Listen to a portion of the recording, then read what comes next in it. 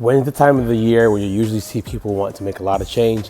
It's usually January 1st, like right when the new year starts. Either it's weight loss, I'm gonna stop smoking cigarettes, I'm gonna start drinking, I'm gonna do, it's a lot of things that could happen. Now, I'm not knocking any of that. I think New Year resolutions are amazing. I wanna give you a quote and some information that could help you out if you are thinking about changing.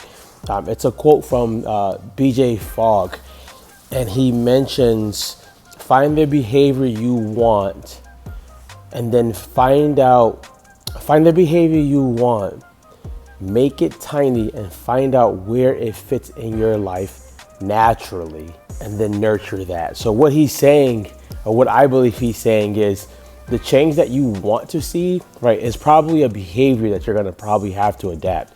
If you wanna become better or more consistent with fitness, you have to become a consistent person with fitness, not make fitness consistent, right? So you have to become the person that wants the actual goal that you're after.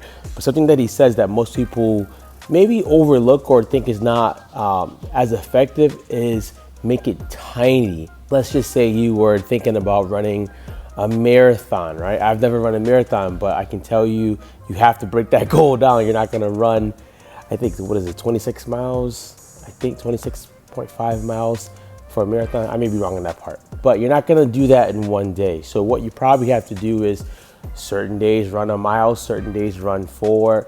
You have to make it tiny. But the thing that I love what he says is, find out where it fits naturally in your life. Where is there a gap in your life to start becoming that goal, adopting that behavior? And if you look carefully at your whole day, your whole week, you'll probably see a gap where that would fit naturally. Like for people who usually say they want to be consistent with fitness, right? If they wake up at 9 a.m. and they go to work from like 10 to 5, I'm gonna say there's probably a big gap in your morning where you could do a workout. Similar to faith, if people ask, Drew, how can I be more consistent reading the Bible? I ask them, what do you read normally all day? Do you have social media, right? I'm not against social media. If you're on it for 3 hours a day, you probably can sacrifice a half an hour. Think, where can this fit naturally in my life at the moment? So number one, you want to think about, how can I make this tiny? How can I make it so tiny that I don't overlook it and I don't procrastinate it?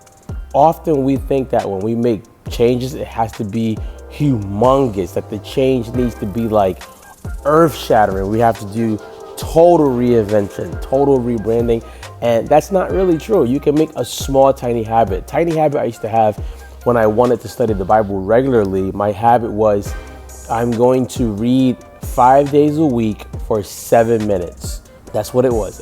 5 days a week, 7 minutes. Now it's 7 days in a week, so I had 7 days to play around with, and I wanted to do 5 out of those 7 days. Now, the first time I did it, 7 minutes, I was like, this is whack. This is not gonna accomplish anything. Over the period of time, I started realizing if I wasn't studying and I was adding in 7 minutes, 5 days a week, that's 35 minutes a week. That's 70 minutes every 2 weeks. That's 140 minutes a month that I wasn't even doing. So I started small, and then gradually I found out maybe I can go 10, maybe I can go 15. And gradually I got to where I'm at now, which is about a half an hour, right? I did an hour at one time for a while, but I found out I was literally just zoning out and not really paying attention. Tiny, make it tiny. Number two, where does it naturally fit? And here's my bonus, right? Who can you get to be an accountability partner, or I would say a buddy along the journey? I'm always going to advise you guys, if you pick someone to do this with you, pick somebody who wants it as bad as you want it, right? Usually your best friend is not that person. They don't want it as bad as you want it. Pick somebody who wants it as bad as you want it, and then go from there, right? If you choose a goal that you want to get after and someone's on a journey with you who's just as hungry, it makes it more fun, you're more accountable, and you're consistent.